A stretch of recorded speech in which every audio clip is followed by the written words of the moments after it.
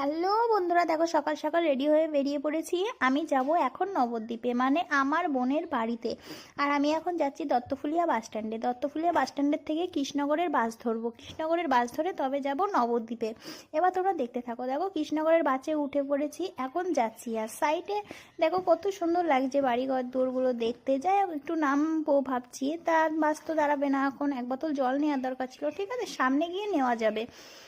এবার দেখো দেখতে দেখতে চলে এসেছি বগুলাতে, শ্রীকৃষ্ণ কলেজ। তোমরা কে কে এই কলেজে এসেছো একটু কমেন্ট করে জানিয়ে দিও। আমি তো কোনোদিন আসিনি এই কলেজের সামনে, আর এই ফার্স্ট মনে হয় এসেছি। আমার সেরকম একটা মনেও পড়ছে না যে এদিকে এসেছি কি না। তা আমি ভাবলাম এখানে এসেছি যেহেতু একটা ভিডিও করেই নিই। এবার দেখো চলে এসেছি হাঁসখালিতে, টিকিট বিক্রি হচ্ছে। একবার ভাবলাম যে একটা টিকিট কিনেই নিই, তারপরে দেখলাম আমার তো পোড়া কপাল, আমার তো আর এসব টিকিটে বাঁধবে না কিছুই। যাই হোক, দেখো এখানে পুরুষ লেখা, এখানে কি মেয়েদের বসার কি কোনো অধিকার নেই?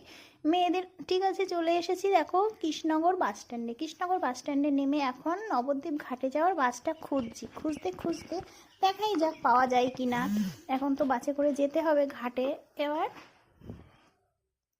বাসে উঠে পড়েছি। দেখো ফাইনালি বাসে উঠে পড়েছি। বাসে উঠে দেখো কোথায় বসেছি, সামনে। পিছনে অতটা খেয়াল করিনি যে জায়গা আছে কিনা, কিন্তু এবার দেখো আমি পরে দেখতে পাচ্ছি যে না, জায়গা প্রচুর আছে, মানে পিছনে জায়গা, বসার জায়গা আছে, কিন্তু সেরকম একটা আগে দেখতে পাইনি। আরে দেখো চলে এসেছি ঘাটে যাওয়ার রোডে। ঘাটে যাওয়ার রোডে উঠে পড়েছি। আর কি সুন্দর লাগছে দেখো রাস্তাটা দেখতে। আর আমি পুরো সামনে বসেছি, তো দেখতেও বেশ ভালো লাগছে। এক হিসাবে ভালোই হয়েছে, পিছনে বসিনি, তাও অতটা দেখাও যেত না। পিছনে বসলে শুধু লোকজনগুলোই দেখা যেত বাসের মধ্যে, কিন্তু সামনে বসেছি কি সুন্দর দেখা যাচ্ছে রাস্তার মানুষজনগুলো, গাড়ি ঘোড়াগুলো, বাড়িঘর দুয়ার সব কিছুই দেখা যাচ্ছে। আমি দেখতে দেখতে যাচ্ছি, বেশ ভালোই লাগছে। দেখতে দেখতে চলে এসেছি। দেখো কখন যে সময়টা কেটে গেল নিজেও বুঝতে পারিনি। চলে এসেছি ঘাটের বাস স্ট্যান্ডে, তার মানে নবদ্বীপ ঘাট বাস স্ট্যান্ডে। এখানে এসেছি, কত সুন্দর এরিয়াটা লাগছে। আর দেখো চারিপাশে গাড়িগুলো আছে।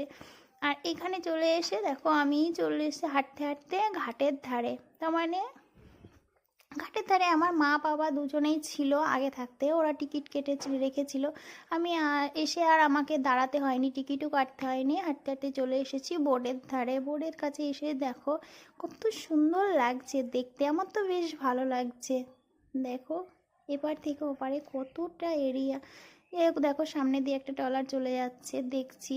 আর আমার একবার ভাবছি যে জলে একবার নামবো, একটু চান করব। তারপরে দেখলাম যে না, আমি তো এখন যাচ্ছি বেড়াতে, যাই হোক পরে চান করা যাবে।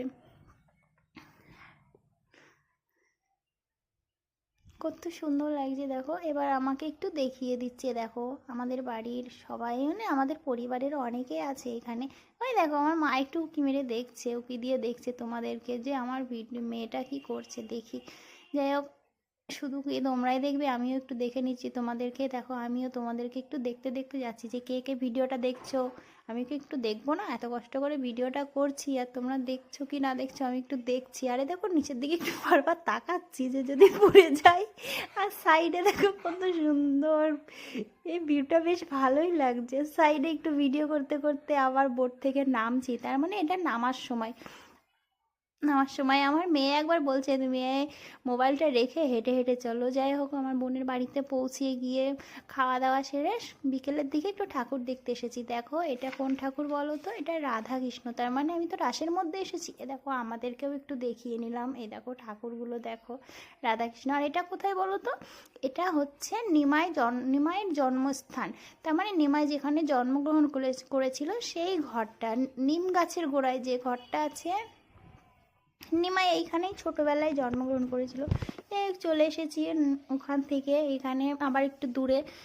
এখানে এবার ঠাকুর দেখতে এসেছি। দেখো কত মানুষজন, বেশ ভালোই লাগছে দেখতে। আর ঠাকুরটা না দেখা যাচ্ছে না কেন, অন্ধকারে সেরকম একটা দেখা যাচ্ছে না, তোমাদেরকে দেখাতে পারলাম না।